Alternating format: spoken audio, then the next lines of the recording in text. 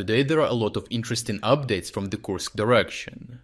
Here, the Russian offensive has faltered disastrously, leaving their forces struggling to hold ground as Ukrainian troops continue to gain momentum.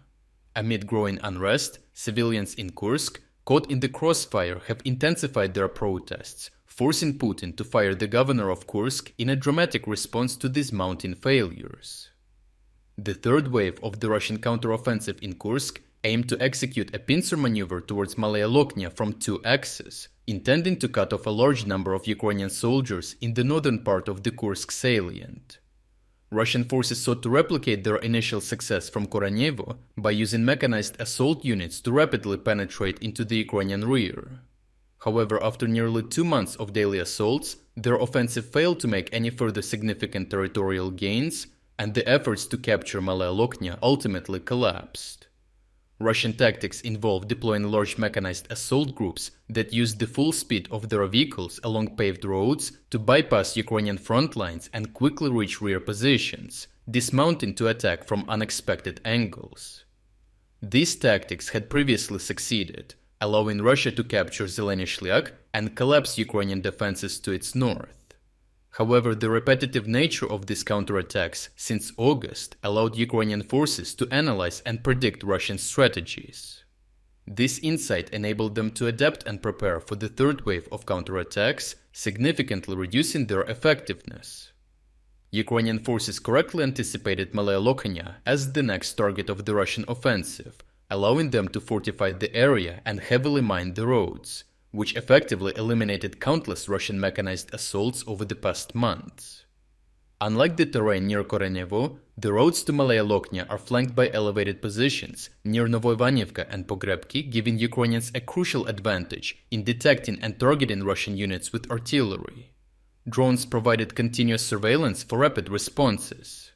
This layered defense allowed Ukrainian tanks to intercept Russian columns, neutralizing mechanized units and halting the offensive. Repeated waves of Russian attacks yielded only minor territorial gains near Novoivanivka, where small groups of Russian soldiers briefly held positions.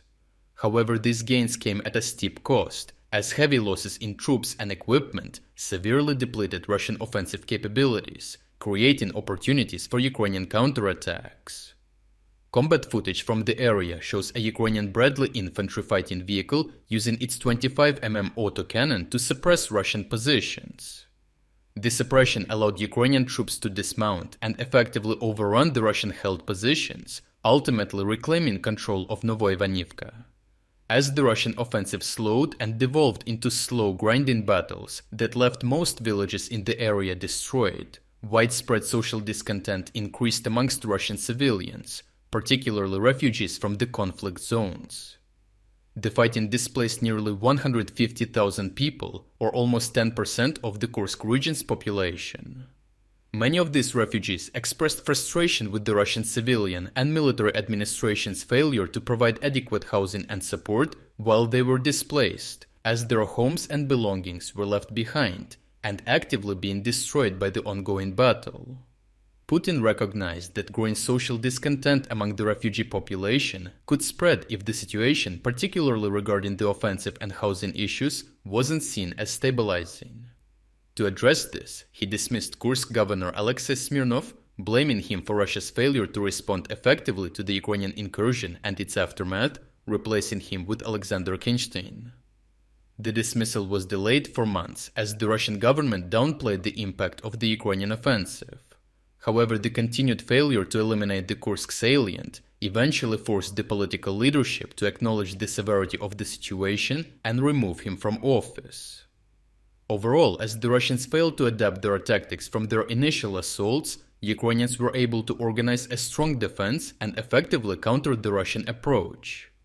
This led to the Russian offensive stalling and falling short of its objectives, forcing the Russian government to take more drastic measures, including replacing the governor of Kursk. Smirnov's dismissal is intended as a short-term solution to alleviate social discontent. However, the underlying issues caused by the Ukrainian incursion in Kursk, along with ongoing civilian struggles, persist. Continued Russian failure in the Kursk region is likely to exacerbate these problems, further escalating social unrest. I have extended the Black Friday deal for several more days. So right now, you can still get substantial 40% discount on our exclusive strategic insights and tactical analysis videos. If you wanted to support my work but never got a chance, now is an ideal opportunity to make a purchase. The discount will end this week. So check out the link in the description to take advantage of this offer before it expires. Your support makes a decisive difference for our ability to continue producing these reports.